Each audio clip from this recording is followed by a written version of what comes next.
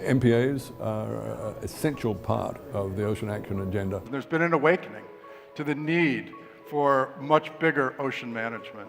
So the first question you've got is, well, how much do these things matter? How much do they matter for the food security of what will be 9 billion people by 2050?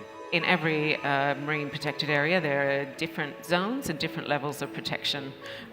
So it would be very hard for, say, a fishing country to argue that they should be allowed to fish when there's a cluster of vulnerable marine ecosystems. How are we going to manage these very large areas?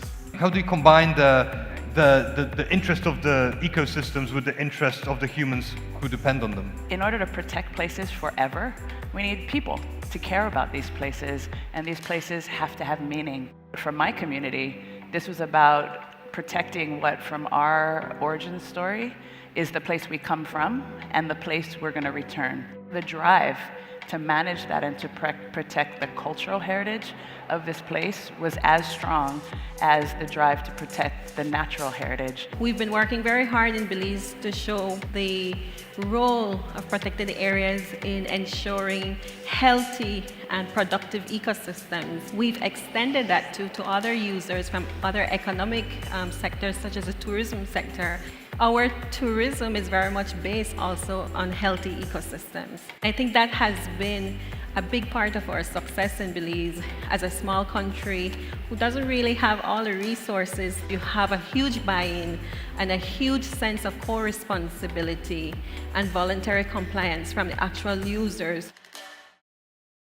We've learned a ton in managing what is now large-scale marine protected areas through the experience of what is now a network of more than 30 of these commitments at scale by over 20 countries.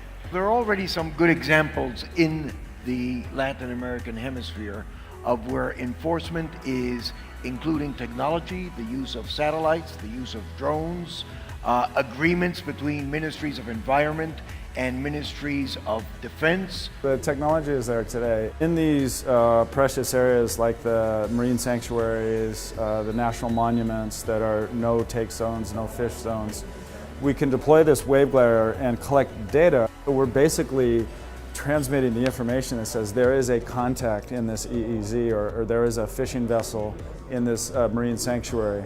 And on the shoreside system, that's where a dot is put on a map that says it's right here. The challenging part is we're discovering all of the illegal fishing, but yet the enforcement is not there to do anything about it. Latin America is now taking a real leadership role. It was just a few months ago when Chile created the 720,000 square kilometer protected area around Rapa Nui.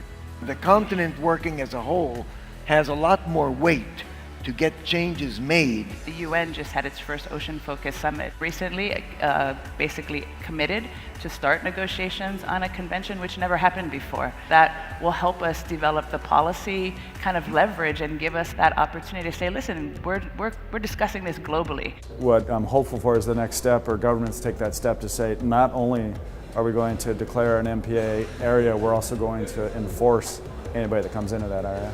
Let's not wait to pull partnerships and country commitments together in regions so when a treaty is hopefully signed, we're ready to roll.